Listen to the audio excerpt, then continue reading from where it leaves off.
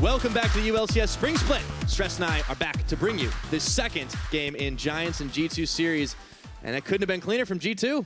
Seriously. No, it actually couldn't have been much cleaner statistically. They got to like deny some farm, right? Yeah, exactly. Yeah. Statistically perfect game out of G2, who have chosen blue side for this second game. Surprise, surprise. When you have the choice, every team seems to choose a blue side. So interested now to see whether that means we will see the Kha'Zix or whether it be the Ivern for Trick. That's the question. Or the Warwick. I mean, what if they pick... I want to see the Warwick. Well, you know what? We've seen it a couple of times so far. There's a lot of choices in the jungle, and Trick, you know, he looked very comfortable back on that Graves, and as was discussed on the analyst desk, hey, it's kind of like a really interesting buff with the lethality changes and stuff you were mentioning as well. So I'm curious to see how Giants are going to respond to this, and if they change up their draft, because, I mean, that was a shellacking. It's not a word I use every day. Of all the words to use, I was like, ooh, that's a different one. But yeah, it certainly was a different type of game as well, because G2, very, very dominant. If they can do the same again, I don't think we've ever had back-to-back perfect games. I don't think we have either. That would we be haven't an had best interesting subs for a while either. In a while true. either. But really for Giants, I want to see them do something that is not characteristic of Giants this split, which is have more active presence in their lanes from Memento. Memento has been pretty good later on into the game, where it's been objective control, it's been about helping the team, facilitating. That has not really ever been a thing you can rely on against G2. Yeah, I mean, these guys will just, they can play back for a little bit, they can kind of lie in wait and you think you're safe, but then they just kind of like come out of the shadows and strike. And then they kill you at like 30 to 35, 20 or 20 to 25, and sometimes a little bit later. But they just don't really, they just don't ever seem to be scary in the beginning of the game, and then they just crush. Well, yeah, it's funny because you think it's a slow G2 game that's coming out. They're playing for the later, going to play side lanes.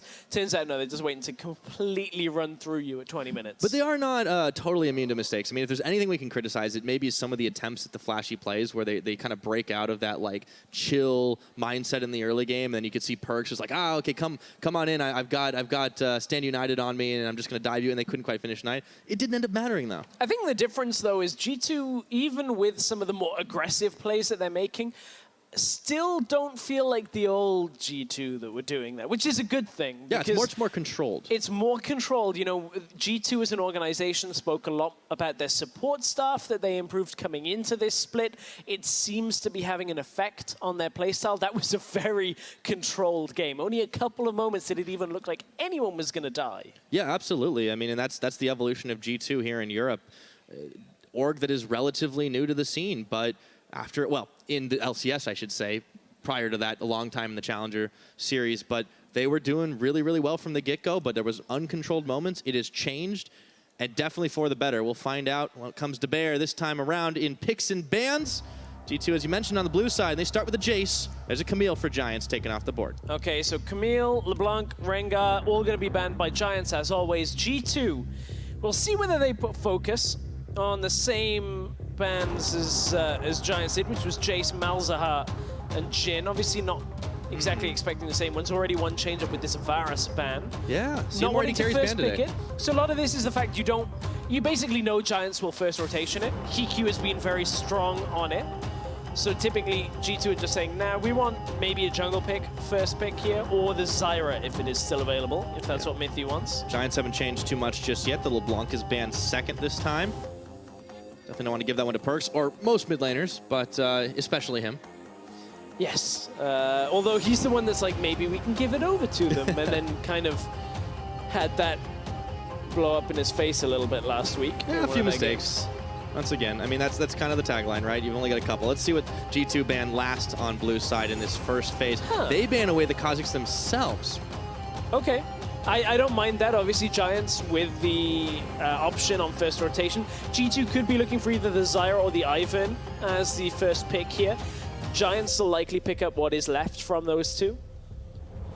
Oh, interesting. Well, it's going to take some time. I was going to say, for a second, I'm thinking like, wait a minute, but then they started hovering a bunch of other stuff, so no, never mind. I was thinking the Zyra might indeed be the choice here. They had an Ashe Zyra comp last time, and Sven and Mithy pretty much never broke a sweat. But they don't have to pick it now. It works out very well for Mithy in the team fights. He can have such great impact those multi-person Stranglethorn knockups working very well, and I think it's a good first pickup here. So the obvious rotation now with the Ivern available for Giants, if they think they've come up with a way of stopping this, they may even want to take away the Shen in this rotation for Flaxish. Obviously, that would leave the pick of the AD carries over to G2, as with the junglers as well. So there are a lot of things Giants can prioritize. Yeah, and they actually opt to take the support pick, the Malzahar up. And let's see what they take next. Are they going to round out their bot lane just now? I mean, there has been an AD carry banned away. Taking Malzahar at this point into Zyra, not every support actually likes to do, so Giants prioritizing it, saying they want it in the first rotation and want to see more of what G2 are drafting out here. Okay, so they've opted to go for their bot lane. They lock in the Jhin, which should leave the Ashe over to Sven. But that obviously is going to come later on in the pick phase unless Giants want to ban it. Well, now it's the Ivern that's available. We're playing this game where both teams have this like top-tier jungler that they're just avoiding throughout the entire draft. Last game was Kha'Zix, this game is Ivern. Yeah.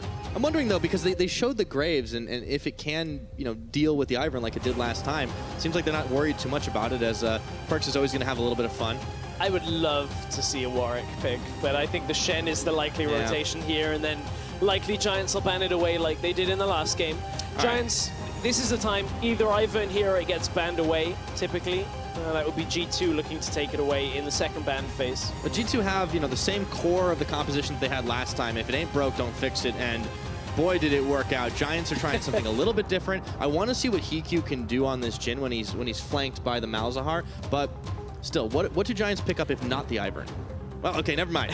I was going to say, with this Malzahar, not left too much time. With Malz, what they're doing is just going to flash on one target and make sure they get a kill this game. Okay, so that's locked in. Let's see if they can make it happen. They did try it a couple of times, most notably on Trick, and he was able to soak all of that damage. So now Giants have entered ban phase 2. What do they get ready here? So they're going to likely prioritize Ryze for Knight or the Syndra for themselves. G2 will look at some presence towards the mid lane, but with both teams still looking for their mid laners available, we could see a fair amount of focus there. And that's a ban we weren't really expecting to see too much of. The Graves being the jungle ban. Trick just had a fantastic game on it. Yeah, he did, and it's not the only one he's had throughout his time in the European LCS. It's definitely been one of his signature champions. Corki's now banned away as G2 look to hit the mid pool. It's back in Giants court. See what they're going to get rid of here. I mean, Giants will either first pick something like a Ryze, which they're comfortable playing into almost everything, and then look towards the top lane, although they know they're playing into Shen, so Rumble is an option for Giants if Flaxish feels like playing that matchup. I suppose we'll have to see. Oh, okay, so the Warwick is banned, making Stress sad, unfortunately.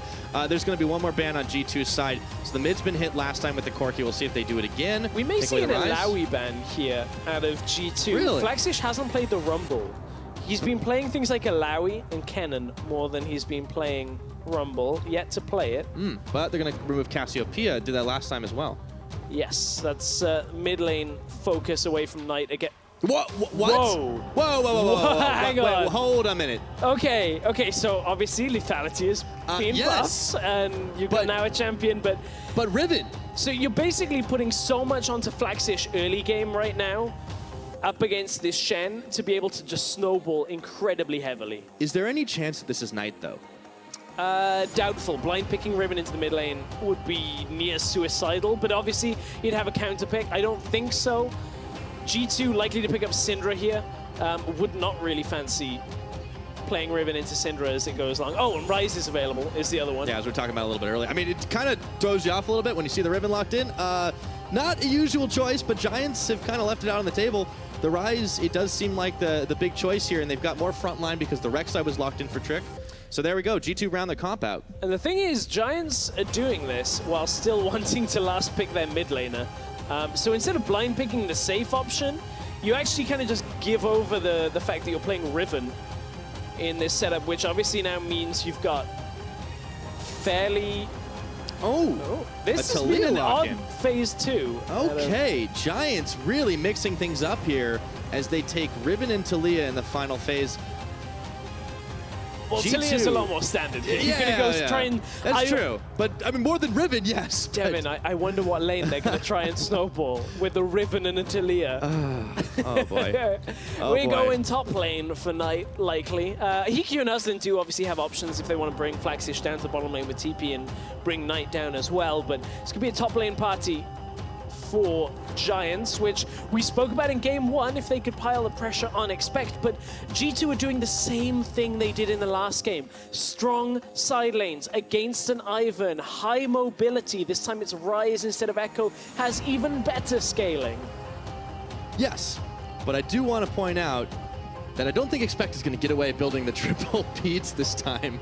I don't know what you're really planning to do with Riven and Ivern. Oh, Lozark's got something in his head. We'll see how it works out. I mean, Giants, their back's against the wall after that last game, and you're trying to pull a win against the reigning champs. Yeah, he's trying to pull a win out after getting perfect gamed. So I mean, why not try something different, right? I do like it in that sense, but the actual pick itself, I'm not a big fan of. I'll explain when we get into game. Yeah, I'll definitely hit you up about that one. I want to talk to you, though, about how it may match up with this Ivern who wants to sit in the jungle a little bit more time and can't provide as much early pressure.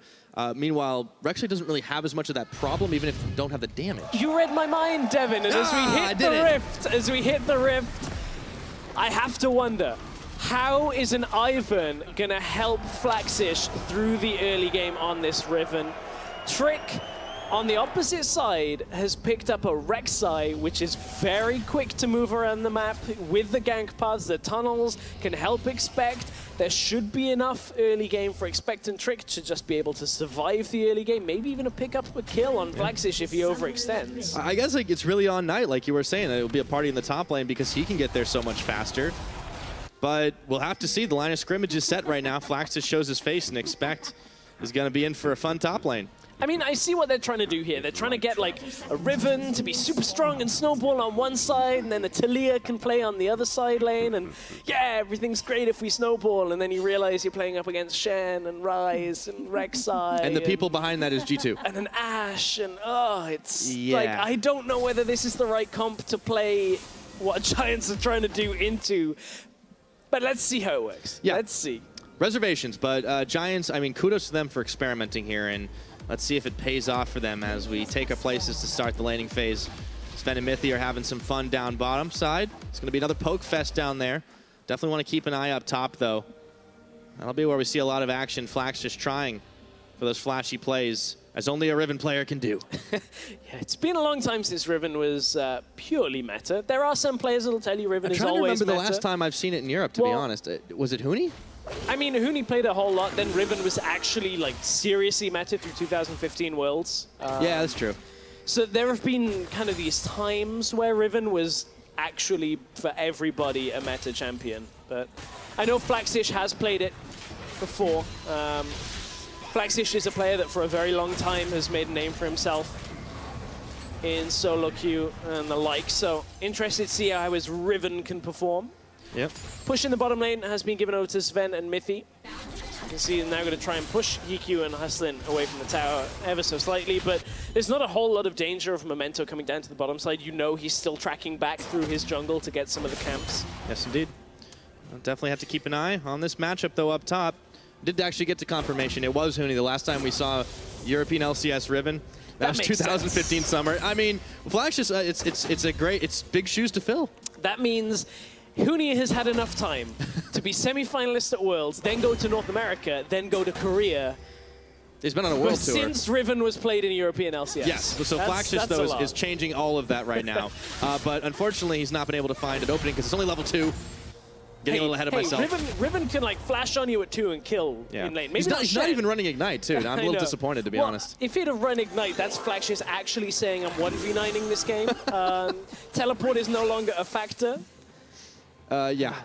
Well, Memento's going sniffing for some extra jungle camps, just throws down a brush and some vision. Flaxish, it's actually pushed in up top side, so it hasn't actually been the action fest just yet. Memento does get some vision secured for himself. Let's see where else Giants decide to focus their attention. G2 still content to play this one in a controlled fashion, with the bot pushing in their favor. Trick just going to secure up the bottom Scuttle Crab. make sure that Giants can't exploit Sven and Mithy pushing on the bot side. Even gets the clean spot with the Scryer's Bloom as well.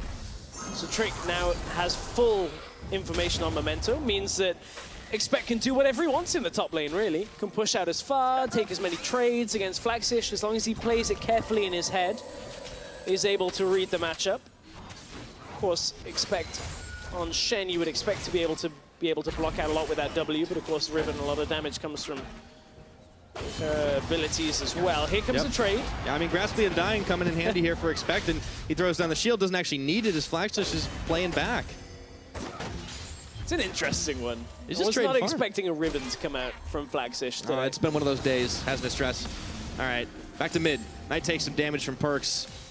Been pretty even on farm in that one. Now let's talk a little bit about history, though, because we have a brief moment.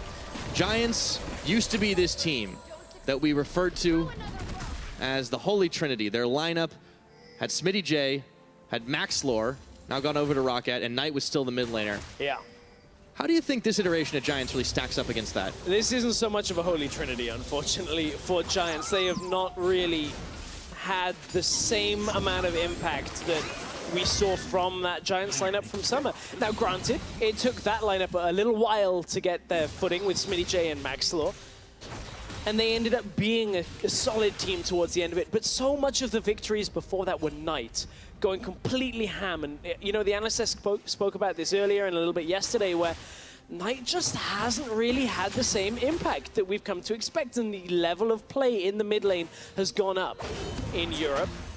And Knight's kind of just stayed the same. We've seen a couple of games that were okay, but nothing really to write home about. His Vladimir was insane last split.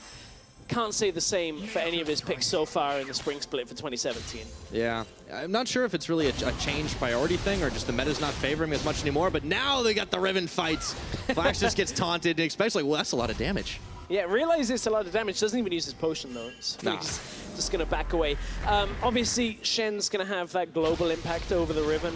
So unless Flaxish is like killing Expect again and again and again, there's not actually that much of a lead that can be made without a lot of help elsewhere. We got to start seeing Knight move up towards the top side if he can't get a roam off. Or Memento's about to hit 6. Maybe that's the time. But they have been, nowhere near that. It's all been playing the vision game, and you need to get a Riven ahead. I'm not sure if Giants want to execute on their plan. Let's see. Trick and Mithy are going to be moving down to this bottom side. Giants spot it. Okay, there was a ward, very important ward outside of Tribush, that just saved Hiki. Hiki was still moving forward in that lane as Mithy was starting to move down into the bottom lane. So a little fortunate, good ward, able to protect them in the bottom lane. Now they have been playing the vision game, as we said. So both junglers actually moving towards the bottom side. Some brush on brush thrown up by Memento as he heads into the lane. Sven and Mithy are wise to this, though. Just kind of shows his face. He takes a lot of poke for it, though. Oh, that's a lot of damage down. This is the same kind of thing that we saw earlier from Vitality. Flags is just straight up losing that trade. Yeah, it's not good. Earlier from Vitality, them try a lane gank from Joko on Ivern. Didn't place a control ward in the lane. And we just saw the same attempted thing from Memento as he's trying to help his team push the lane out. Just walks over a ward and there's really nothing comes from it. And it's really ineffective. Yeah, so. I haven't seen Memento do that much on this Ivern. Okay, so Mithy does get caught up for just a second. He's able to walk away from the Voidlings, though, as Sven was able to polish them off. Back to business as usual. Pretty massive CS differential in favor of Sven. He sends the arrow. It's going to land on Hiku, but in comes Memento and Daisy on the front line. So G2 back right off of that. Sven did flash out there to make sure he got himself away. The arrow came out. And as soon as they spotted Daisy, it was all about backing from that fight, making sure that they couldn't get caught out. Flaxish has been pushed completely off the wave. Yeah, I expect is going to be able to shove this in. There was Trick showing his face up top and prompted an instant warning flash out of Giants. They are going to move towards bottom side and look to start trading. Daisy's still up and available. And with only Mithy there, it's going to be hard for G2 to push off of this, but we may be in for a tower trade. Yeah, G2 are just holding Flaxish back on the top side and making sure that they don't die bottom side. That's a nasty cupcake, man. Long range cupcake to go with it as well. It's best kind. It's not exactly a quick tower take, but with Daisy there as well, they can whomp it down. Yeah, so they'd be able to finish this one off. So Daisy was tanking. Memento goes a little low, but all the same, curtain call's open. Mithy's going to have to two-step. He takes one shot up to the top. Expect is going to equalize on that tower. Flax's head not backed away. Knight trying to dodge away from the damage of Perks. Not all of it. And really, Expect has not had a whole lot of trouble against Flax. You can see the big difference in game number 1. And this time, honestly, it isn't that different.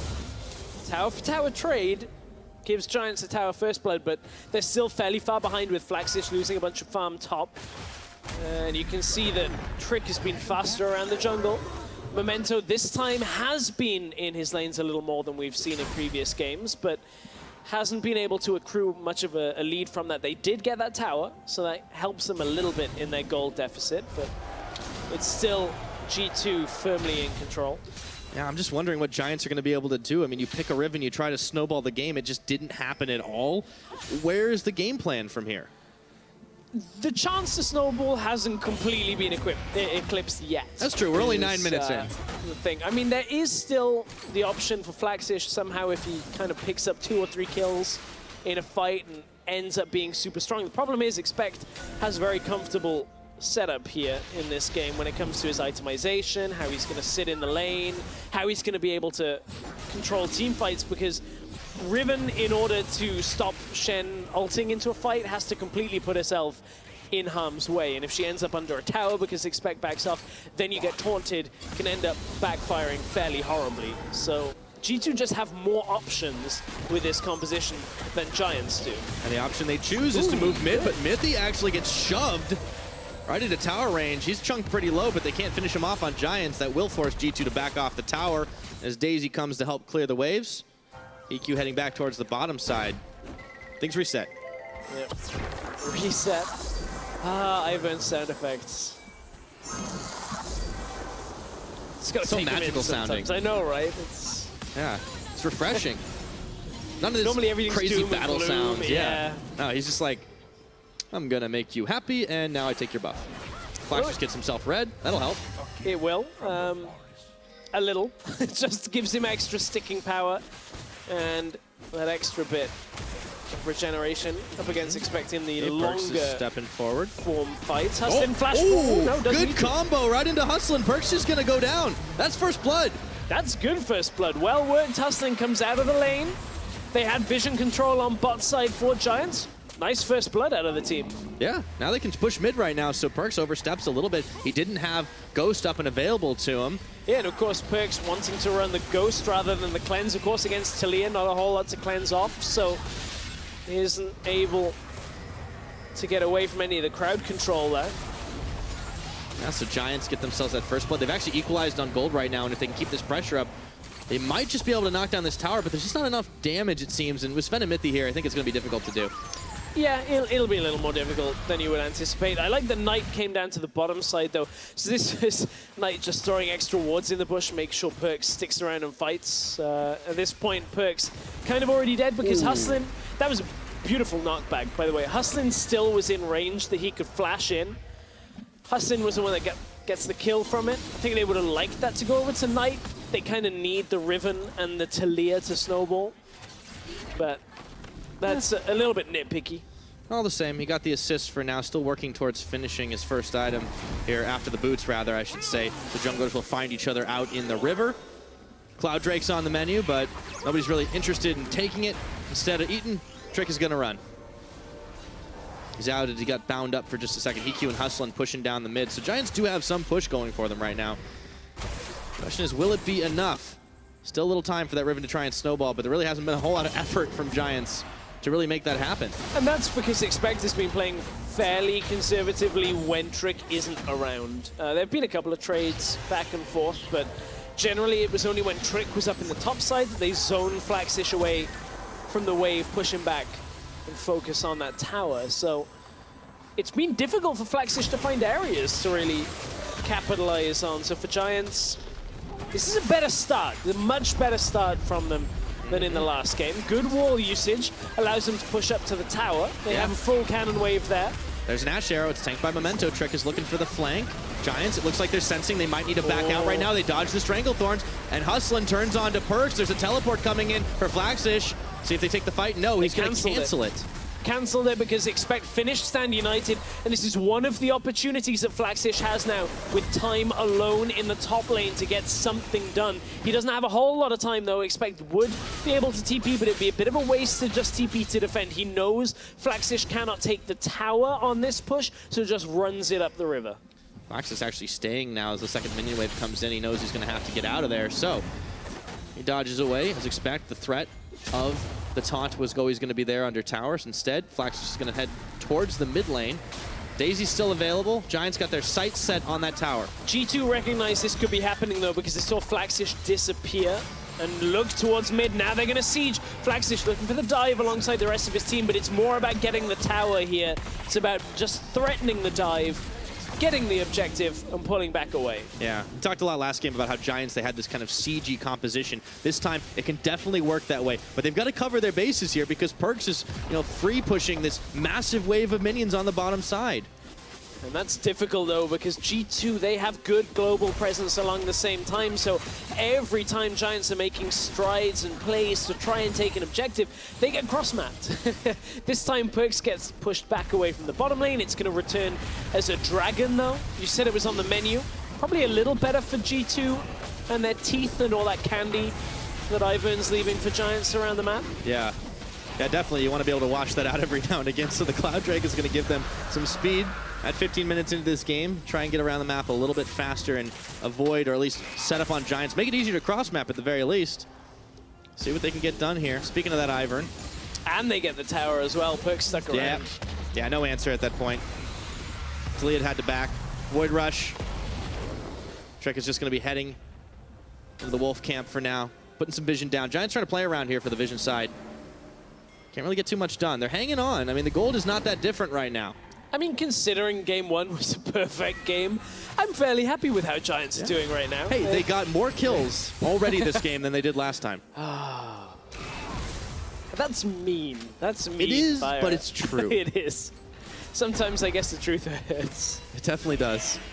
But I'm pleasantly, impressed by how Giants have fought back into this. It's a riskier composition with this Riven. Hasn't really found its footing yet, though. No, it definitely hasn't. How long do you think really Flaxish has to try and snowball ahead, or is he still going to be useful, find a way to be useful later on in the game? Trying to find a useful way to fit him in later in the game. Split push Riven. Yeah, it's not exactly the easiest thing. We found Huni had his uses late in the game of just flashing over Raptors, hitting W on 4 people, somehow getting an instant quadro and walking away. Well, Flaxish has a solo queue reputation. Like, I mean, maybe he can do it on solo queue champion. Yeah, I said it. Oh, wow. Anyways. Mithy and You're Trick are just heading firing shots right now. I mean, I call it as I sees it sometimes, but Flaxish is not going to be able to go anywhere. Instead, they've opened a curtain call into Sven, who dodges 1, dodges 2. He can't dodge the candy. At this point, Giants, they're just trying to take away any kind of record for G2 that they can. I don't want to curse it, but a lot of people right now are tracking how long Sven hasn't died in game 4. I think coming into this game, it was like 40 minutes, so it's feasible that in this game he was going to bypass the last record of it. So Giants just throwing everything at Sven just to trying try to and kill him. Don't give him the record. Oh, man. All right, so Memento is going to be able to get himself a blue buff now. Still looking to see what Giants can get done. Perhaps they can 4-1 their way to a victory. Still, it's always tough against a team like G2, but they are hanging on in the gold game. It's very even right now, 2 towers to 2. Just that 1 kill separating. But G2 have definitely been playing the safer game for the most part. And, as you mentioned, cross-mapping, out-rotating, playing the smarter macro game. Yeah, it's certainly been a benefit of theirs a long, long time in their history. They were pretty good at that last split as well. As were Splice, but they didn't really seem to find the same kind of footing. We'll see them in action as we go through the last part of the group stage, at least in the first time teams meet each other. Of course, from next week, we're going to be seeing cross-group play, which allows us to potentially see that G2 Unicorns matchup if both remain undefeated until that point. Oh, yeah, that one will be great. I mean, G2, honestly, it is about showing the dominance here, and a perfect game goes a long way to showing that heading into those cross groups to say, hey, look, we beat everybody in our group, and it wasn't that difficult. Is this anything you can do, I can do better? They're going to take turns wailing on Giants for like a perfect game? I hope not. Well, I mean, Giants might have a trick up their sleeve still. Yeah, Giants are fighting back. Let's see what they can get done here. It's always tough. It's always tough, but Giants have been able to push them back for the most part. They did lose out on that bottom tower, but the game just seems to have gone into a holding pattern for a little bit. Yes, it has, but that's good for G2. I mean, they have a Ryze that's looking to scale. Yep. You got a Shen that is very comfortable just sitting in the lane, absorbing the wave and pushing it back. It's not every day you get 20 minutes into the game, and we haven't really talked much about the Ryze, to be honest. Yeah, that's fair. But, I mean, always shinier stuff, the Riven, the Talia. But, yeah, Perks on this Ryze. The late game's going to be very scary for him. He's playing it safe, though. I mean, QSS picked up. QSS, it's not the earliest of the day, Pyra. Yeah, that's true. That's true. We saw Steel back in that one right away. Oh, I still can't quite believe that. But Ash Arrow from the shadows. They got themselves it's a good old death rush, but they walk away from it on the side of Giants. Because G2, it would be suicidal to try and realm warp your way up to top river when you don't have full vision control. But they're looking for mid tower. They're going to push them away. Realm warp was used. So it's kind of hustling. I don't think Trick got the memo, but they scared him away. Yeah. So now they can start pushing. Knight is looking to cut them off here with them at least a little. I should have constructed that one a little bit better now. Perks is in trouble, but not nearly as much as Flaxfish. If he can hang on here, it'd be a miracle. He flashes over the wall, sends his ultimate flying. Sven is going a little bit low. The final shot tanked by Mythy.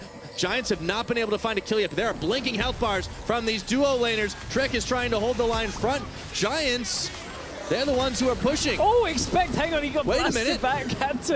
Had to jump over the wall with his taunt again. So from what looked to have been G2 setting up a play with the Realm Warp, turns around. The wall usage from Knight forces G2 into a choke, and in came the rest of Giants. So this is a setup trying to get the tower down. Daisy comes out early. Mythy forced out of the fight. Can't really have too much impact apart from on Hikyu, so he goes right onto the damage dealer and forces him back away. Flaxish was right in the middle of the fight, doing as much as he could, but couldn't quite connect. It's actually Hustlin that nearly killed Sven in that engage. Between him and Knight, they got his health incredibly low. Giants deter the push and hold on against G2. That they have. G2, though, managed to get out of it without losing a man this time around. See what they can get done now. As they clear some of the vision out of their own side of the map, you can see the team's pretty happy to play around the mid lane. G2 still trying to knock that tower down in the mid. Very low, but Sven keeps the wave nice and cleared. And a lot of wards invested around this Baron pit. It's only 21.5, but I guess it's never too early to try and secure more vision around the big purple worm. Baron control, something we've touted as G2 being so good at. We saw it in game one. We see glimpses of it all the time. It's crazy to think you go through the first section of your group, or the first run through of your group, and you've only given up 2 Barons, and you've taken more than anybody else.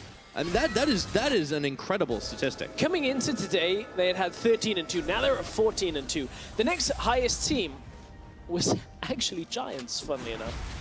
When they had, they've got a couple steals in there, though, too. They do, actually. They do, which is a funny thing. The next highest team in this group at least, with 9 Barons. Unicorns coming into today, I mean they didn't play today, had 12, but... Well, we'll see if Giants are going to add into that, but they're going to have to get through this first. Realm Warp is there. Trick has brought Expect with him. In just a moment, Hustlin is going to get taunted up, separated from his team, and they take him out. What do you know? 22 minutes means they're going to set up for Baron, vision control, push out, probably take mid tower, and then sweep across if they still feel like they can take the objective. But for now, G2, they get another catch. Giants throwing everything at this middle lane right now, trying to hold it. But you can see with the recalls, it's not a Baron focus for G2. They don't feel comfortably ahead enough yet, which I think is a smart option on this one. Yeah, I think that definitely is the case. So at 23 minutes, G2 have the speed. They have a pair of Cloud Dragons, but they are thinking about the Baron. Giants have been fixated on this mid lane and protecting that turret. Let's take a look at that catch. The fight that turned into a catch once more time. Yeah, it was the Realm Warp. You never really know if it's somebody actually appearing or not. Perks comes into the side, distracts Memento, And Hikyu and Huslin dies off to the side from the rest of the team, taking him down. Huslin still trying to fight for vision control. Burned a heal off of Hikyu as well. Memento was focused on giving him the trigger seed. Flaxus looking to try to make a play out of the brushes. Chase not to expect. Here we go. Try and get that tanky Shen. No, it's going to turn back around after the fact. Keep on smacking him. Key burst. It's going to be a long fight. It will be a very long one. The Spec still has flash, though, and taunt and Sven's fight. Oh, wait a minute. Oh, the arrow. That's not fair, man. He wanted the 1v1. Sven doesn't even move in to try and be there to pick up a kill. G2 just backing themselves away. I mean, you can see what Flaxish is trying to do. He almost just takes got a little while. He did almost get it. A little too little damage off the wind slash. If he'd had Didn't Ignite, quite get it. he would have got it. Just saying. Okay, Devin, I think you can start a crusade to try and get top laners to bring Ignite back instead You know what? I think I'm going to rescind my And- words because I don't want to see And that I think roll. every coach will be like, no, you just got to take teleport. You can't not have it. All right. So Giants have been able to at least force Expect off the map for just a moment. He's already back, however, so there really isn't much they can get done with that. Knight is up in the top lane to start pushing away. Let's see what Giants can do here. There's some vision sighting them out in the top of the map. Giants have done a good job of holding mid lane. It's one of those things where they've just been throwing Talia and Jin, trying to push mid back out as much as possible. And that man on your screen, Sven, right now has not died in 3 games. The last death of his was in game 1 of their series versus Misfits. So we'll see whether he can close out this series without dying as well. Well, it wouldn't be a perfect game, but for G2, it's about as close as you are like to get. Still have that gold lead It's now. okay, I'll put the curse on him. It's yeah, fine. of course. That's how that works. Always 100% of the time. Knight is having some trouble with some plants right now. And they should be able to finish off the tower in the mid.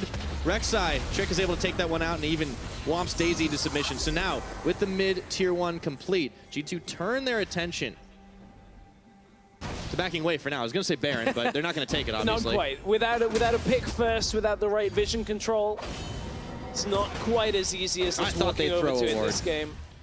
Yeah, not a huge lead for them, but this is typically where we see G2 ramp it up quite a lot. Maybe a little bit later than we could have expected, but they have to be happy with this. They got the super scaling rise. They've got a solid team fight against Giants, who have been unable to get a single kill on this Riven this game. They've been unable to get a single kill on everybody else. That's also true. It isn't hustling as well. But I like what people are doing with Ivern here. Once you assume control of the Baron pit, apart from against Ashe kind of undoes it. You put a lot of the brushes down that Ivern can create, and you force a face check.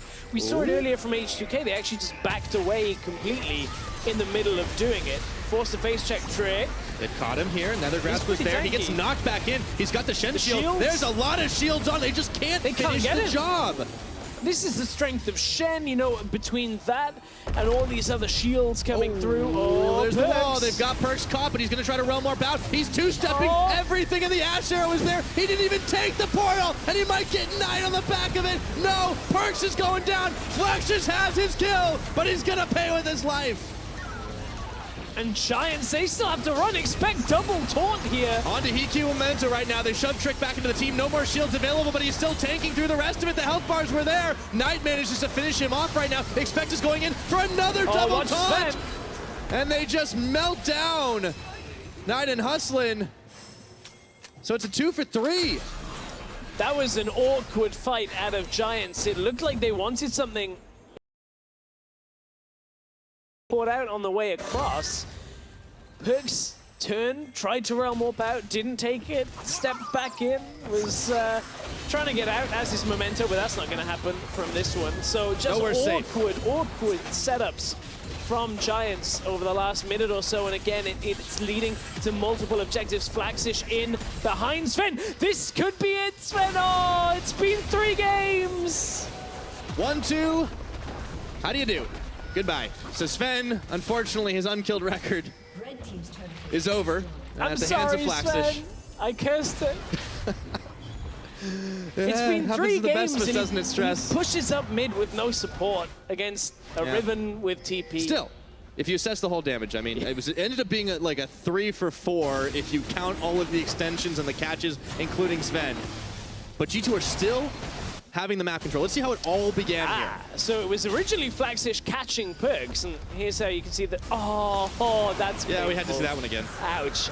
So Knight catches out Perks, and the Realm Warp actually, I don't think, made it over the wall by the looks of it, so Perks didn't really end up wanting to take it anyway. You said it with awkward fight, though. I mean, this yeah. was all over the place. Yeah, it was an awkward fight. Expect comes down. You can see that the route that Mithy had landed kept Memento and hustling in place for a while. And Sven off of the backside was just putting down autos. Memento and EQ made it out. But again, Expect flashing on top of people in the fight with that taunt, ensuring he can lock down further members to try and pick up more kills. And Giants kind of falling apart again, unfortunately. A little bit of fight left in them, more so than in the last game. That is definitely the case. Yeah, well, in that team fight, I don't think they're really counting the rise encounter, to be honest, for Flaxish, but Giants are definitely finding themselves quite down in the gold game. It's a 4,000 advantage, I should say, and we're getting close to that 30-minute mark. Expect just has so much tankiness right now. The Rise is going to continue to scale up. And Sven, apart from that trip up mid, has been a huge factor in this G2 team. That trip up mid. Oh, here comes Trick towards it. Yes, Sven has been a huge factor in the wins of G2 historically. You know, started out in Challenger on Origin. Oh, Mithy, everything just used. Yep, Daisy's up. Knight's isolated from the rest of the team, and they're going to gang up on him and take him down. It's Expect on a rampage as they find Memento from one to the other. The curtain call is open, but it may be curtains for Giants. Trick is tanking shots, trying to polish off Perks will not be the case. And they're playing the dance with the Baron. With Knight down, this is not going to be the easiest for Giants to stop. Memento's no flash, so it means the only real option is him queuing in. Flax is just going around. Trick a little bit low. Connect and smite, so Trick turns back out of it. They feel a little too low. Baron still had 4K health. Now Trick, they're just no chasing flash Flaxish. either. Okay, he's backed off for now. They did stop the Baron, though. So G2 don't get to walk away with that one for free. They still got the fight that they needed to start this going, and now there's going to be an Infernal Dragon on the map next. Well, we're not talking about that because Flax is trying to be the hero, but Trick's got Mithy to back him up. Yeah, he's trying to be. You can see how much damage he's got as we're getting into these situations where small numbers skirmishing around are fairly effective. But this was the fight around Mithy trying to connect here, trying to just get everything as they can, like Shen ulting onto him just to get into the fight. They take out Knight to start it. Continue on towards Memento, who has really struggled, honestly, in this series. Has not found his footing on the Ivan. Been a little underwhelmed by it. We've seen a whole bunch of Kha'Zix out of him, but opting not to go for either in either game. Perks with the fake out Realm Warp to just push him back. You're right, it has been Memento not looking so comfortable on this Ivern, and he's very crucial to the Giants team. Like, in their victories, he does seem to have such a huge hand in it, and I wonder if this isn't part of the mind games. You leave the Ivern available, you find a way to outplay it. G2 have done it once, now twice. Yeah, I mean, Memento had a couple of fights where he went crazily off with Kha'Zix, getting triple kills and he even could have gotten it last game. Yeah, I mean, yeah, he could have, and hasn't really had the option to this game. Obviously, it was banned. G2 controlling, you can see what exactly the vision is like. Trick and Sven just got so much damage. down. They can two-man this. Daisy's going to make a token effort. The wall is going to come out here. Sven's going to get bopped into the pit. Meanwhile, Mithy being chased down by Flaxish around the side, who takes him out. The Baron is taken, Sven but it was died. secured by G2 Esports. But Giants, a little bit low here, going to try to find Trick, who flashes. He goes through the tunnel. Flaxish flashes to follow him. And now the curtain call's open. Trick is going to try and open. He can't get out of town. And Flaxish might just be able to finish him off. Trick is limping away from it now. Baron secured, but at what cost? Dual laner's gone down, and now the jungler denies the kill. Oh, Flaxish, he wants it. He finally gets it for the key burst. And Giants turn on mid, but now it's not over. Giants finding Expect to just run into them. EQ with the big shot onto Perks. They could get aced here right now. This is turned around. Giants have turned this around. I was about to say that the key thing, despite as good as it looked for Giants, was the fact G2 got 2 members out with Baron. Now they only survive with 1. but it's still on their Shen. Expect has that now for the side lane pressure if you want it, but that was much better out of G2. Oh, EQ, good reaction on that one. Fast fingers on that flash. Okay, so Giants assessing the damage report they did to G2. They managed to knock off all but one Baron buff and then get a tower in mid. Let's see it again. So Flagzish decides he's just getting kills. He's just going for Mithy. Doesn't matter who it is. He's just adding to his score. Hey man, that's how you play Riven. He's got to play for KDA at this point. And from there, you can see Trick kind of kiting 3 people up. Flagzish, given a massive runaround here. He uses his flash ult early. interrupted. We're back to live though, because Shen, look at Flagzish in the lane behind him. Try Bush is where he's standing. There we go, but Mithy's going to be there. Expect is going to be hard to take down. Let's see if Giants can get the collapse. They get on to Expect right now, and they have knocked him left, right, and center. A big shutdown. That's 5 kills on the Riven. And that's the Baron buff gone. Riven has finally found a spot where the damage is starting to add up. The small number skirmishes are going more in G2's favor, and G2 haven't been able to combo this Ryze, this Shen, everything that should be working together to keep each other alive has not been able to plan out. Yeah, Giants are making it work for them right now, and they've been able to push G2 back. It's still a tough game for them. They're still down a little bit of gold, but they have a chance to maybe take out this Infernal Dragon. And honestly, Flagzish on this Riven, he has seemed to get a little bit better going on. He's gone all in on the lethality, which is scaling up. Yeah, of course. I mean, we're on 7.2, lethality buffed, Edge of Night buffed. And now they got 8% AD and AP. So Giants, I mean, they've really started to pull this turnaround. Yeah, it's starting to turn around. It's still in G2's hands if they get one good fight where they get the Ash Arrow or the Stranglethorns with Ryze coming in, Shen shielding.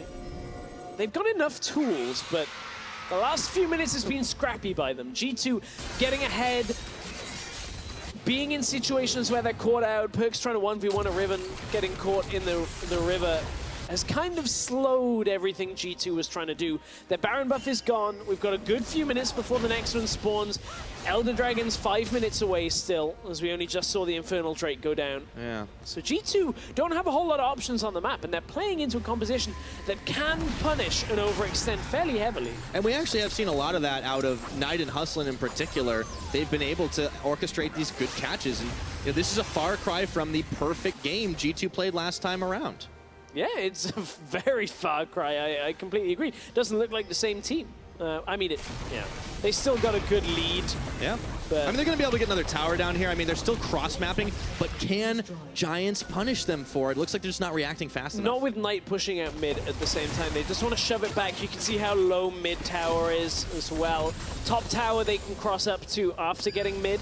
So although, yes, it is still an inner tower for an outer tower exchange, Giants are keeping the gold fairly even this late into the game. And you know, this is a lot later than G2 have been taken a lot of the time. Right now, Giants doing a good job against them. That's absolutely true. Giants looking to push in to finish this top. They sent out the root caller, and all of G2 are there to try and respond. So they're going to keep their tower alive up top. And normally by this point for Giants' losses, at 30 minutes, they've been averaging a gold deficit of 6,600 gold in losses.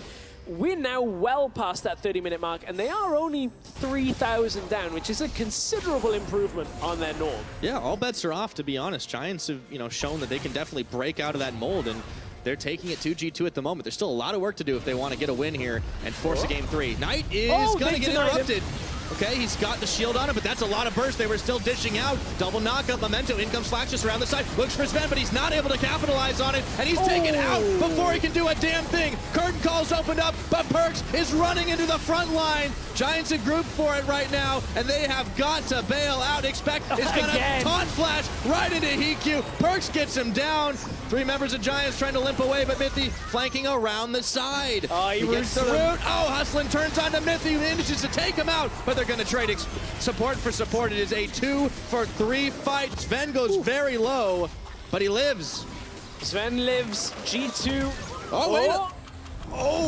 Memento didn't quite connect on it. Perkz has got no summoners. Knight's on him. Oh, just misses. A little bit more damage coming through from Knight this late into the game. Perkz not finding a lot of it himself. A lot of obstruction in these fights, preventing him from getting damage down on this Rise, which has been somewhat of a signature pick for him. Outside of Exile, Perks has been one of those players that has played a whole lot of Rise. This time, Ash Arrow barely whiffs. Then they throw the Rift Realm Warp in after. Perks stuck between the wall and the terrain, couldn't get himself free, but was trying to get damage down. But they melted in the meantime, Flaxish. yeah, they destroy Flaxish. And when 5 kills from your Riven are just instantly gone out of a fight, somehow you end up with no more damage. Expect has been on point with his Shen in this series. The taunt flashes, always landing. Yeah, and here's where you equalize on supports. Yeah, that was Mithy dying to Austin. Now Sven dropping incredibly low from that. But look at how much work Knight did. Yeah, I think it's fair to say Knight is definitely making use of this Talia. And if he'd managed to knock that shove onto Perks, he would have had one more kill to add. So he's definitely still has some damage available to himself. It's not all on Flaxish and Hikyu, to be honest. The numbers disappeared before I could do a full total, but Knight did just about as much damage as G2 combined in that last fight. Yep. Curtain call, Perks is going to be out. Mithy's tanking shots at the curtain call, though. Last one, Trix is going to absorb it. So they force them back for just a moment. Expects on bottom side. Let's see if Giants can clear some of this vision out of the Baron pit, because remember, it's back up and live. There'll be an Elder in just over another minute as well, so objectives are coming back to the Rift. And you can see a lot of this now is the mental game of G2. This now feels like it's turned against them because Giants have started up the Baron. Flaxish is waiting around the backside to see if he can brushes intercept onto Trick. There's the wall thrown up. It's gone low. Trick is looking for the steal. Knight is going to get stopped in just a second. They're delivering Shen with Trick through the submarine. They get the taunt on, and now Flaxish was caught with his pants down around the backside as Expect picks up Hustlin in the blink of an eye. Miscommunication. Like, Flaxish actually got blocked by Talia's wall for a large portion of that fight. The minions have taken down mid lane at the same time. G2 stopping the Baron attempt out of Giants may even turn around and set up the vision control for themselves and dare Giants to come for another fight when they don't have their cooldowns available. It's going to be so hard to try and break through this G2 squad right now. They're chunking down the Baron. A miracle steal would be what Memento needs. Can he go in on it? No, he's too late.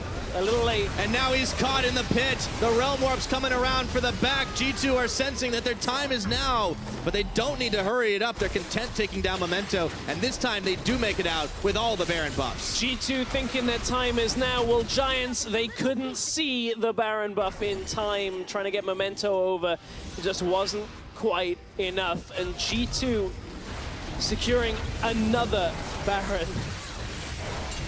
Insane. I believe that's Baron 16 for G2 this split, while only giving away 2.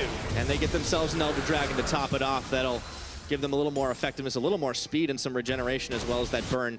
Flaxish up in the top trying to push the minions away, but Giants are running out of ground here. What looked promising for them for a bit, 41 minutes, has taken a turn that they are not happy with.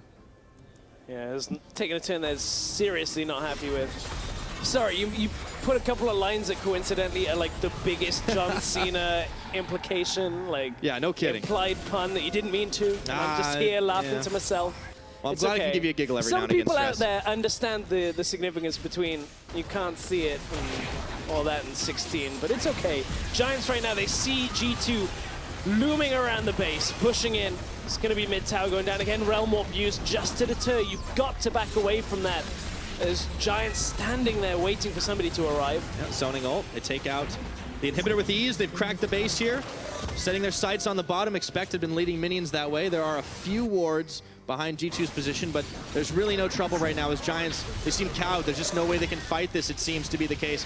Short of a miracle play by Flaxish, he's had a couple of good moves this game, and he's gotten back out of the laning phase. Perk's now caught in the curtain call. He tanks 1, he tanks 2, he has shields, but he tanks 3. The 4th goes wide, and Knight's looking to finish him off.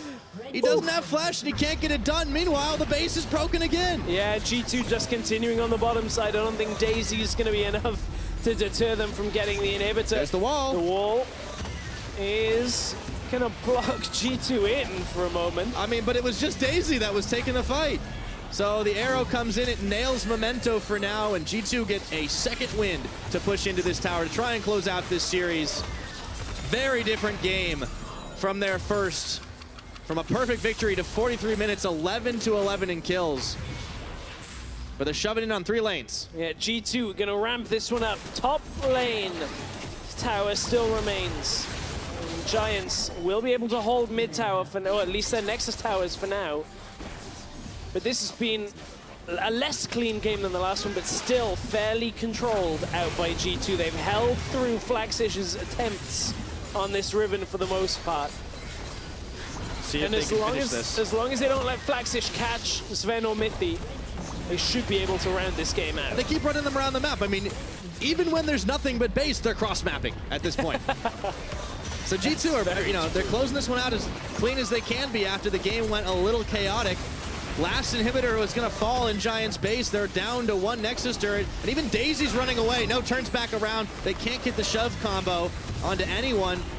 Finally smiting Daisy. It's an all-or-nothing fight! Oh, he's going in for Sven! Not gonna be enough! They turn on that, and the hero play goes south. Now Perkz is gonna get a Stand United shield to just deter the rest of them back to Fountain as Trick picks up a double here. Perkz hanging tough, not anymore. He's taken down, but G2 are gonna get the game. G2-0.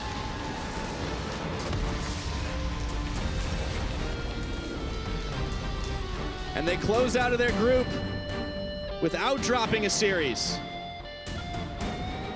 G4 and 0. Yeah, definitely.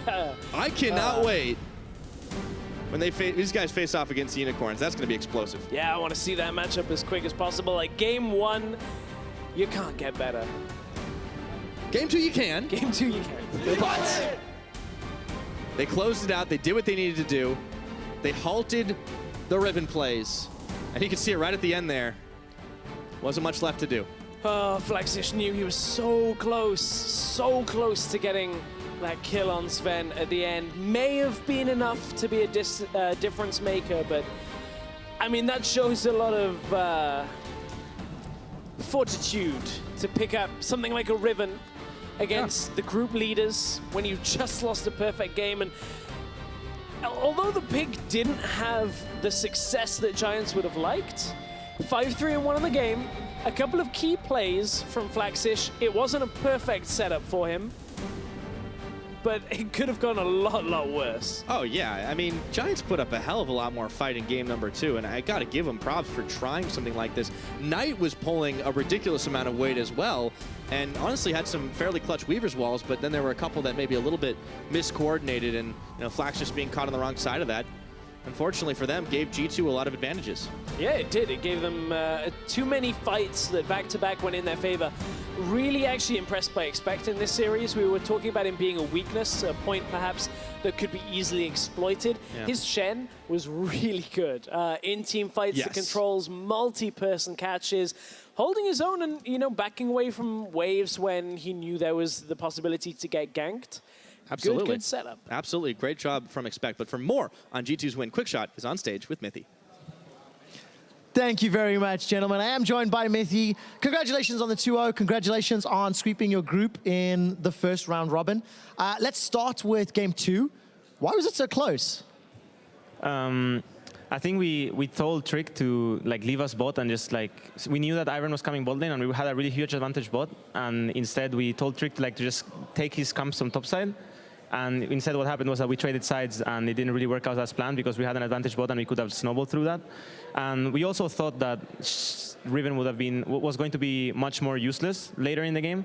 So we thought that if we starve him, then it's better for us because we weren't even losing anything from losing bot tower, just the whole map being more open. Yeah. So yeah, it kind of we planned it ahead, but it didn't work out how we thought it would work out. Yeah, it definitely looked away a little bit messy towards the end. That Baron fight definitely catching everyone by surprise. Let's talk about the first game. That's the first perfect game that we've seen in Europe since spring 2016. Is that something you were aware of in the game, or was that just a happy accident? I think it was a happy accident. Someone mentioned it at some point, when we were ending, everyone was like, oh, perfect endgame, and that's when I realized myself. But I think we didn't really have it in mind when we were playing. It could have gone in a much way worse way. When we fought mid, we were stronger, so the fight was fine, but it wasn't really in our terms, so we kind of screwed up there, but it ended up being a perfect game, so it was all good. What feels better for you, Mithy? A perfect game for the first time in a year, or going 4-0 in the first time facing all of your opponents in Group A? I mean, I've always had the same mindset where I really don't care about the split in itself because of my time in Lemon Dogs where I won the split and then lost at playoffs. So I'm keeping that mindset.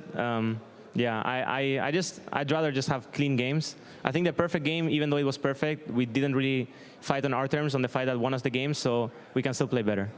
I'm really, really happy to hear that. I'm looking forward to seeing whether or not G2 will play better. Next week, you guys are doing some cross-group games. It's the first time we're going to see that. H2K and Roccat. What's your opinions on H2K, seeing how they lost to UOL last week? And, what are your predictions for that series? I think it's fair to lose to UOL. They are the strongest teams, and they had probably like the best grasp in the meta. Maybe they still do have it once like the new patch comes in, because they were playing Warwick and so on. So I don't underestimate them because they lost to UL. I think that they are a very strong team and their bot lane is very smart. We have scrimmed them a lot, and I just hope we can pull through and win. I want to ask a question about that. You've scrimmed them a lot. Now, this is the first time that we're going to see cross-group play here in Europe. This is the first time that now all of a sudden your scrim partners now become your opponent partners, so or your opponents on the Rift. How does that dynamic impact your preparation going from week 3 to week 4 onwards? I mean, it's the same as before, right? Like, nothing really changes, just that, I mean, the best thing about this whole system is the fact that you're playing best of threes. I think that's like, it's really amazing that you can actually play a series and not just like split games, even though maybe that hurts us at Worlds again because we're playing best of ones, but we will see. I think that it doesn't really affect us. Our scrim partners, like our scrim schedule obviously changes between week and week because sometimes you face your own group, sometimes you face people from other groups, but at the end of the day, like, as long as you get to practice what you want to practice, it doesn't really matter who you play against. Okay, it doesn't matter who you play against now. You're not going to face UOL for a couple of weeks. Who would win if you were to play UOL today, and why? It's hard to say because we play a lot more, I mean, everyone can see that our games on stage are a lot more systematic than they are in scrims. In scrims, we usually, like, a lot of people get caught. I think there's not like 100% focus, even though we try to be. Like, we test a little bit more of our limits, so there's some, like, a lot more deaths. So when we play against UL and they basically just embrace the whole 1 million deaths meta, so they usually come out ahead. So judging from scrims, they would probably have like a small lead, but I think we would have a good. We would just be good at adapting on stage, so I think it would be close. It would be close. It would be close. I like that. Not willing to 100% say you would win, but leaning towards it. Mithy, one last question. Let's step back. We've talked a lot about now looking forward the opponent teams. How has the G2 gaming house changed? Now you've got this additional support staff. I was watching Sharks and Youngbuck backstage really discussing Game 2 quite heavily. So explain to me how the coaching staff and the additional support staff is impacting G2's play. Well, it was explained somewhere. Sharks basically helps Joey with whatever he's doing, and they try to improve each other. And then Weldon is doing the same too, but at the same time, he is giving us a little bit more of like, he's just pet talking us and giving us like some insight into a little bit of like sports psychology. I don't want to call it sports psychology, or he doesn't want to call it sports psychology. I don't really. It's just mindset, maybe right? A healthy mindset, being in a good like basically mind space. Just being in a good mindset for the games and like towards improving and so on. So I think between the three, they kind of criticize each other and they make each other better, and we also criticize them a lot. Yeah. So who criticizes you, Mithy? I criticize myself the most, and then from there on, I think my teammates, and then my coaching stuff. Okay, good. That's what I like to hear. Hopefully Sven gives you a lot of trouble. Mithy, congratulations not only on the game today, perfect game, and of course the 4-0 for now. That does it for me here with Mithy. We're going to head over to the post-game lobby. Dracos, take it away.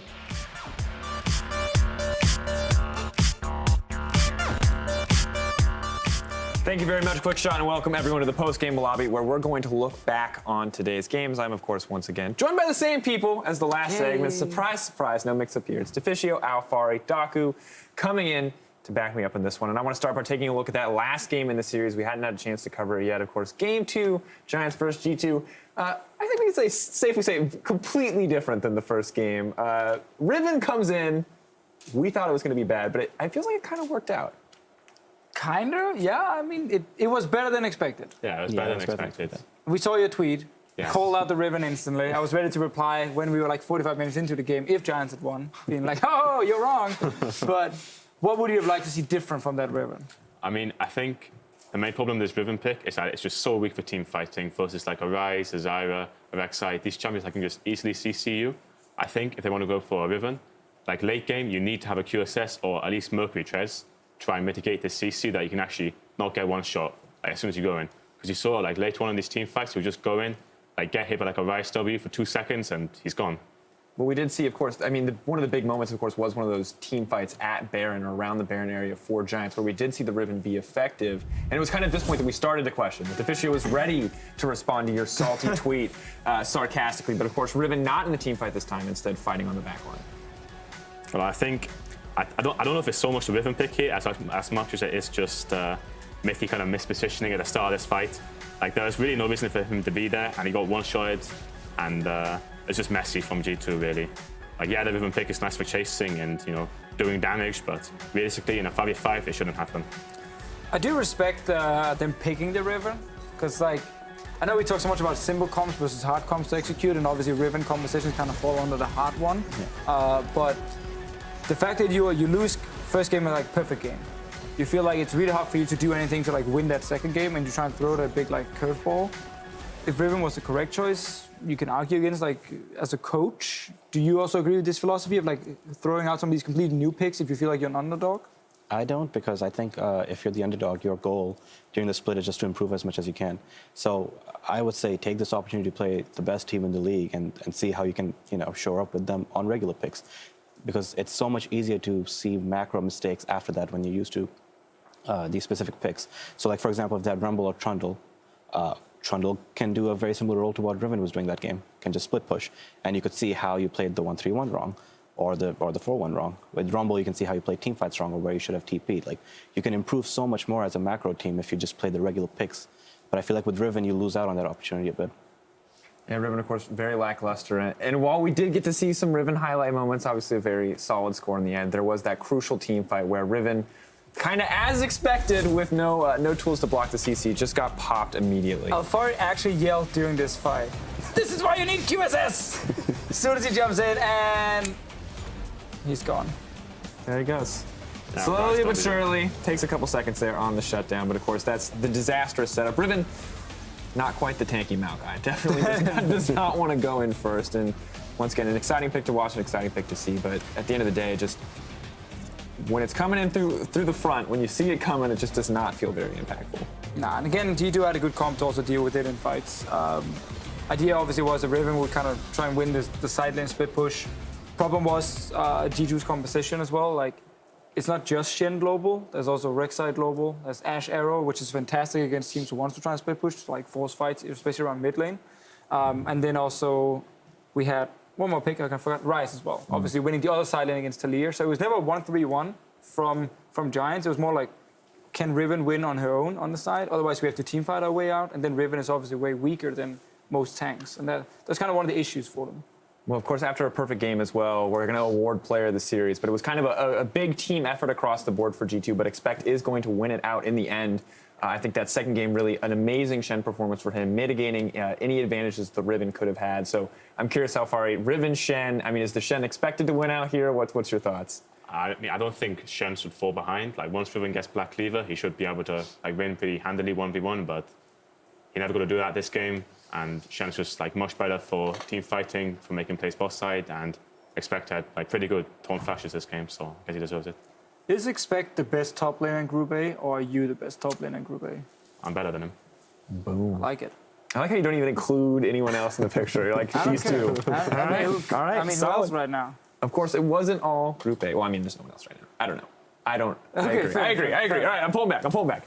Now, of course, the early series we saw today was H2K versus Vitality. That one, I'd say not quite what we expected going in, but at the end of the day, it was that H2K victory. I want to take a chance to talk about it once again for those of you who missed out on viewing it live. Now, Vitality did start off pretty strong here, and things went downhill pretty quickly. So what do you think we learned from both of these teams watching this series?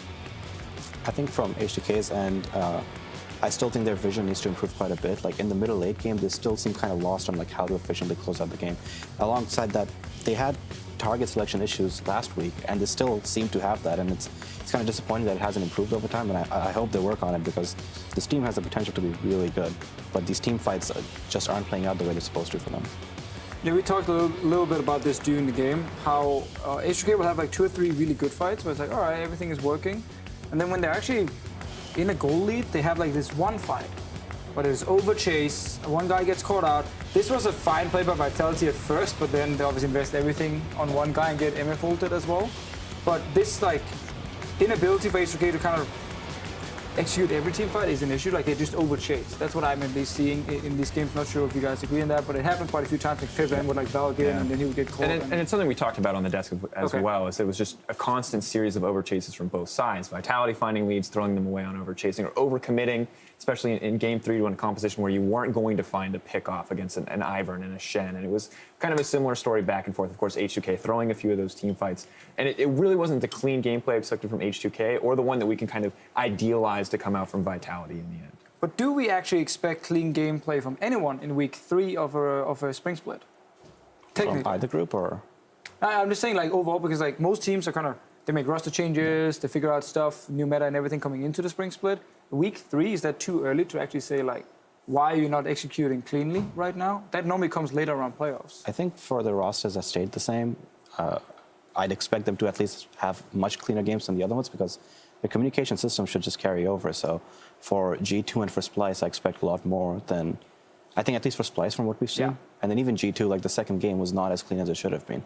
So for those teams, I think you can argue that, yes, they should be much cleaner games. Even if it is week 3 of the new season, they still have all those tools transferring over. For the newer teams, I can understand if just, time for growth, it's the same for us, but we'll see. I'd be curious to see as well. Of course, we've now finished our series for the day. Let's take a chance to look at those standings and to see how they're shaping up. Of course, G2 playing their final series does win out. Now securing first place, placing themselves above you guys safely in second. It hurts after in the the first heart. round robin. We'll see how Fnatic does and if they can pass up Giants. But is there anything that really stands out to you here that was surprising after some of these teams have now completed their first round robin? Unicorns of Love being first place in Group B is a bit surprising, and Splice being 1-2, also quite surprising. I think the Splice one is the big one because I expect a lot more from them than what we've seen. Like their teamwork is what they were praised for last year, and I think that's weirdly enough where they're falling apart these days. It just seems like sometimes they're not on the same page, and so maybe it'll get better as we go on. Of course, it's still week 3. Maybe they're out of practice. I don't know, but like for Splice, I think they really need to step up for what's expected of them from Group B. And now we have the games tomorrow, and then obviously from next week it's a cross-group play. You guys will start playing Unicorn, Splice, H2K, all these different teams. Anyone specifically you're looking forward to play? I think Splice and H2K will both be fun to play, or also Unicorns of Love, obviously. Like first in their group, so that'll be exciting. Yeah, I think Group B is just a lot of fun to play against, to be honest. All the best teams are there. Group B feels really chaotic. Except for G2. Except for G2, it's actually true. Absolutely. Now, of course, let's take a chance to look at those games tomorrow. You brought them up briefly, but as we look at tomorrow's schedule, I'm kind of curious to see how these next couple matches will unfold. Will give us a better picture of how the groups are going to stack up. And it seems to me that we have some pretty safe assumptions on who's going to come out on top here. Do you guys see any potential for upsets?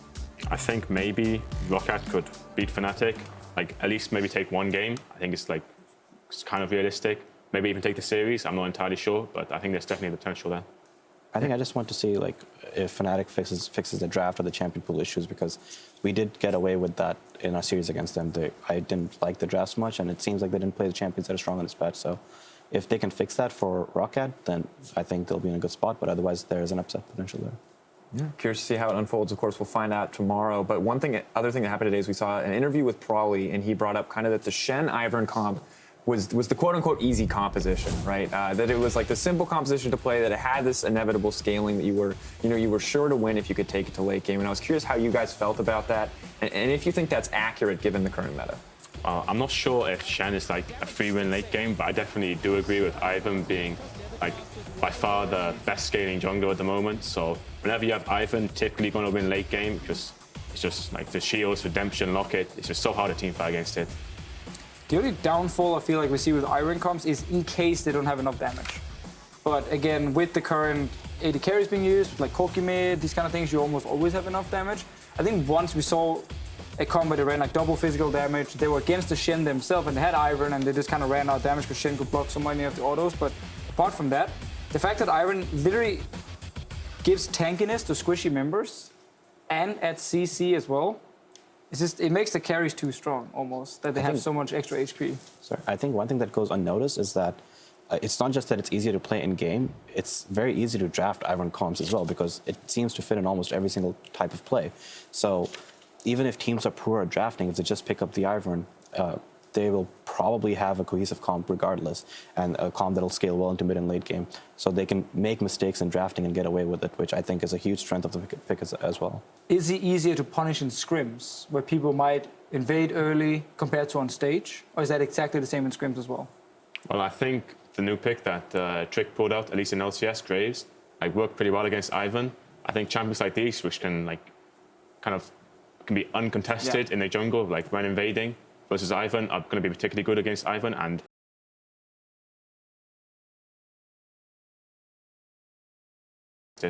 So do you think this is just a kind of a matter of adaptation for the Ivern pick? It is still relatively new. You think in the next couple of weeks maybe we'll see more teams with an answer to the pick and it will be less powerful overall? Or is it still something that you absolutely have to be willing to like kind of shut down in the pick fan phase? Maybe ban away, maybe pick it as a priority just to take it off the table?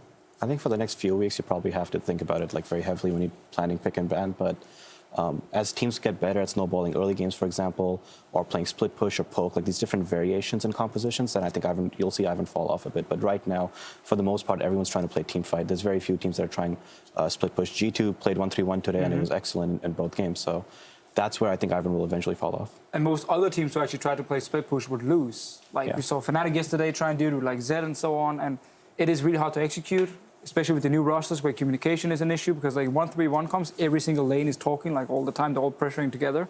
And when that falls short, well then the Ivern comp is just the superior one. Well, it's good that you bring that up because the other thing that probably discussed was kind of that he didn't want to play this comp, which he considered easy, because he wanted the team to play more complicated things, save the easy comps for the games that really matter later in the season, or a team that you want to save everything for. Do you think that's a viable strategy here in the early weeks, where you should just be trying to play the most difficult, the most complex kind of composition to force the team to develop more, or should you just be playing what will net you wins?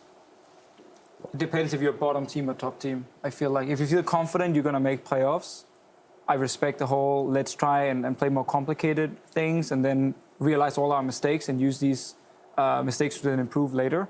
But if you are, let's say, Giants or Rocket, and you're really fighting to try and get out of relegation and sneak into playoffs, I think you have to play what's easy and what's effective right now. yeah, I agree. I think generally, like on LCS, it's only like one series a week. So you should at least try to win, I think. And then you have so many days of scrims, which you can just practice other stuff, which is maybe harder, maybe like less likely to win, and try and improve that instead. And there's also the factor where, like, sure, you might be a top team, and so you might be okay playing more complex comps on stage, but there's also the option of just playing the simple one and practicing those complex comps in scrims, and then pulling them out for games that actually matter. So I don't necessarily think like you need stage practice with difficult compositions to play them effectively. You just need efficient scrim practice. We heard a lot last year. Players and coaches were talking about how you could only get real practice on stage because scrims would just be like so bad. Like everyone would kill each other 20 times in 10 minutes and then just FF the game and go next. You guys obviously scrimming in Europe have been scrimming now for quite some time, and also scrimmed in Korea before in the off season. Is European scrim culture better now? Is it less 20 million kills and then FF? Compared to before, yes. I actually think all the coaches, or most of the coaches that I've talked to, have made drastic changes to how the team, just practices overall and how on time they are for scrims. One thing that when we were in Korea was in my opinion, really effective was that between the two blocks there was a 2-hour break. So the second block always felt really effective because you had such a long time to reset. I think that's the only difference between Korea and EU in terms of practice. The second block still feels a little bit, out of sync because people are tired and you can see that they're not making the best decisions, which they normally wouldn't. But overall, I think Europe's really stepped up this year for scrim culture overall. Do you agree, Alfari? Yeah, I mean, I don't really notice a big difference from this year and last year. Like, scrimming is still scrimming. Okay. I mean, it's kind of good to hear that that's been I'm an glad to hear from improvement. Coach. And also, I mean, it was a pretty large criticism. And do you have any thoughts onto like why has this changed? Is it just that all of Europe wants to level up and get better? Was this a conscious effort across teams, or is it just that as teams are improving, scrim culture is kind of improving along with them? No, it was definitely a conscious effort. Like before the season started, all the coaches got together and we all talked about how we wanted to practice. So it was very much an active effort to try to improve everything, because last year there were definitely some complaints in terms of like either how on time teams were, or the tilt factor that some players would have. So there were issues with scrims, and I'm actually very impressed with the EU coaches this year. I think they've done an excellent job in elevating the scene. So my kind of final question on this subject is, we have cross-group play coming up. You heard Quickshot mention it earlier, talking with Mithy, and I'm curious how that's going to affect you guys. I assume mostly scrimming outside your group for now. Is scheduling scrims just going to be a disaster? Do you guys already have planned who you're going to practice against? How does that affect your preparation? In our case, going into the season, we made a goal, which was we'll scrim all the top teams that we can get, because for Misfits, the goal is to improve as much as we can in the regular season and then show up in playoffs. Now, maybe the goal is different for G2 or for Splice or these other teams that have different expectations than us. But for us, it hasn't really mattered too much. We're just looking to scrim all the top teams and then just performing on stage. All right, and kind of wanted to close out here. I want just some final expectations. We've had 3 weeks now. We're finishing up the first round robin. Of course, one more day of play left before we finish that out. How are we feeling about Europe overall as a region? Do we once again have these very secluded teams at the top? Is it very top weighted like it was last season with H2K Splice? Do we expect it to stay that way? What are the feelings? I don't think it's super top heavy right now. I think Unicorns of Love, who is number 1 in Group B, has definitely had extremely close games against a lot of the other teams in their group. And while they did win them, I don't think they're like way better than most of the other teams in that group. And I think Group A, while G2 is the best, it's somewhat the same. A little bit, I guess, G2 is slightly ahead of Unicorns in that regard. But I think we have a lot of very cool up-and-coming teams. And I mean, like, Misfits is one of them. I think, like, funny enough, Splice, even though they haven't changed anything, I'm expecting them to pick up the pace very soon. And then I think we might have, like, 5 potential top teams that can actually compete in playoffs and play some really competitive games. Yeah. Exciting to see, too, because we've seen so many teams in the past be really exciting in the regular season and then not be able to kind of bring something to the table when it comes to best of 5. Overall. And do you guys kind of echo Deficio's statement here? Do you feel like there's a lot of strong teams right now, or are you guys mainly looking at 1 or 2 at the top of the table? I agree. Like, I think today's series in particular also showed that the difference between like the perceived top teams like H2K and G2 to like Vitality and Giants maybe isn't as big as people thought. Like before today, I definitely would have expected Giants to maybe take a game of G2, or for the series between H2K and Vitality to be so close. So I don't think the difference is as big as it might have looked. Yeah, I mean, for me, it's pretty exciting to see. I love having a lot of top teams. I know, it's good. Good to get parity between the teams, parity between the groups. But, of course, thank you again so much, Daku, Alfari, for joining me. Deficio as well. I shouldn't thank you.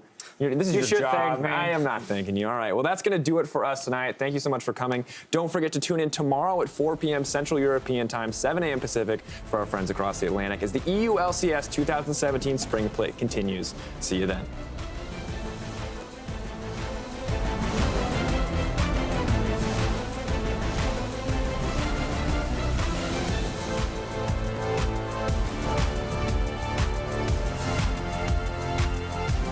I really need to base now, and I'm so strong. I can kill everyone. This is a fight on a million fronts. Nukeduck with a double on the back end. Nuclear Arcane shift, but the shield explodes.